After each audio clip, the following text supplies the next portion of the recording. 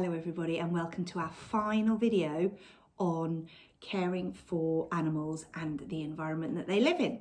We've done lots of thinking about different ways that we can help the world and help the animals that live in our world, and I wanted to end this week with a fantastic story about a little girl called Emily. It's a story I've read lots and lots of times, but I think it's the very first time that some of you children might have heard it, so I hope you enjoy it.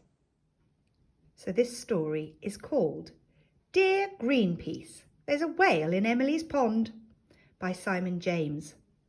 Now, in case you didn't know, Greenpeace is a very, very special organisation who have tons and tons of projects and send out lots and lots of information about how to protect life on Earth. So they are real experts in taking care of our world and telling people how to take care of the world so that animals can survive. They know an awful lot about caring for the world and caring for animals. So let's see what this story is about. Dear Greenpeace, I love whales very much, and I think I saw one in my pond today. Please send me some information on whales, as I think he might be hurt. Love, Emily. And there's Emily looking out of her bedroom window, and she thinks she can see a whale in her pond. I think she's got a very good imagination, Emily. Whales are very, very big animals. Greenpeace has written back. Dear Emily, here are some details about whales. I don't think you'll find it was a whale you saw, because whales don't live in ponds, but in salt water. Yours sincerely, Greenpeace. So Emily's pond would have been made with water either from the rain or from a hose, the sort of water that you actually might be able to drink. But as you know, if you've ever been in the sea is full of salt, and that's why it doesn't taste very nice when it goes into your mouth. So Greenpeace are telling Emily that whales can't live in a pond, they like salty water. Dear Greenpeace, I am now putting salt into the pond every day before school, and last night I saw my whale smile. I think he's feeling better. Do you think he might be lost? Love, Emily. So Emily has listened to what Greenpeace have said about whales and thinks, I better add some salt into my water so that the whale will be happy. Dear Emily, please don't put any more salt in the pond. I'm sure your parents won't be pleased. I'm afraid there can't be a whale in your pond because whales don't get lost. They always know where they are in the oceans. Yours sincerely, Greenpeace. Greenpeace don't think it's such a good idea to put salt in the pond. It might kill any other animals that are in there, animals that don't like salt water. Dear Greenpeace, tonight I am very happy because I saw my whale jump up and spurt lots of water. He looked blue. Do you think this means he might be a blue whale? Love, Emily. P.S. What can I feed him with? There she is, looking out of her window, imagining that there's a great big whale spurting water in her pond. I wonder what whales might eat. Do you think you might know? Let's find out. Dear Emily's, blue whales are blue and they eat tiny shrimp-like creatures that live in the sea. However, I must tell you that a blue whale is much too big to live in your pond.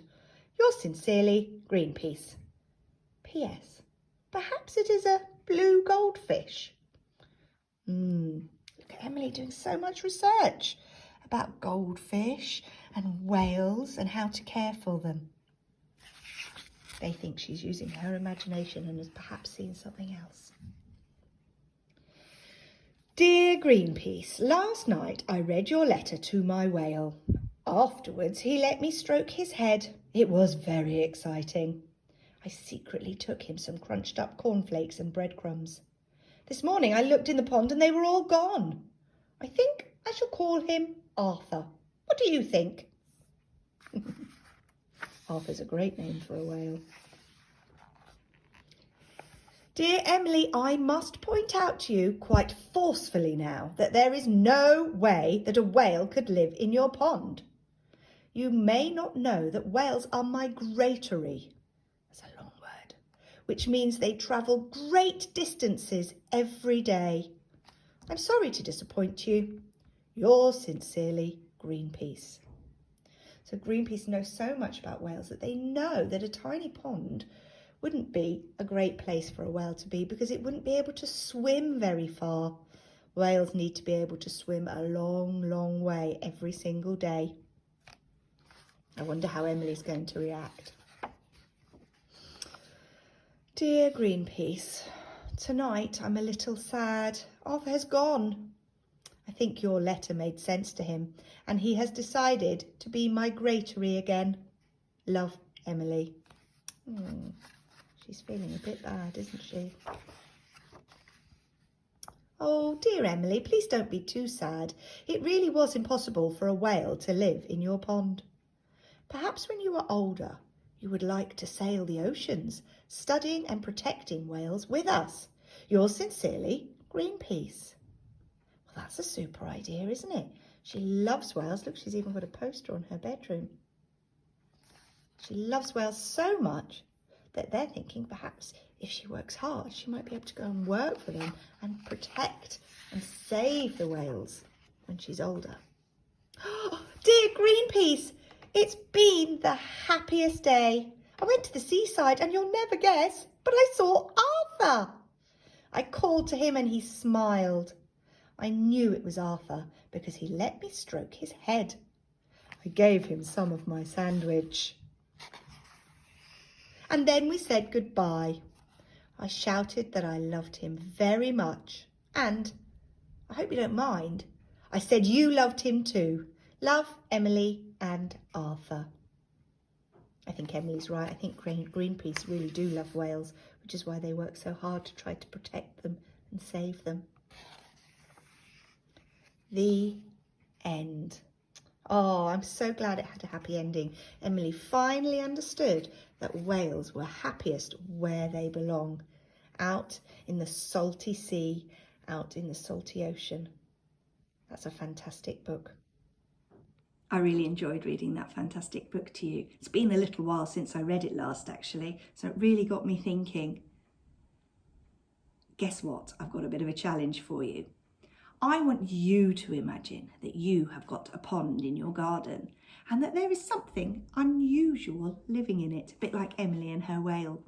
I wonder if you might be able to write a letter to Greenpeace telling them all about the unusual thing that you've got growing or swimming or living in your pond. It doesn't have to be a whale, it can be anything you like. Use your imagination just like Emily did. And maybe you could do a little bit of research on whatever it is that's in your pond. And you could pretend to be Greenpeace writing back. We could go on and on and on and make a whole book of Dear Greenpeace letters. That would be fantastic. So I hope you have fun doing that and I hope you enjoyed this wonderful story. I certainly loved sharing it with you. Take care. See you soon. Bye.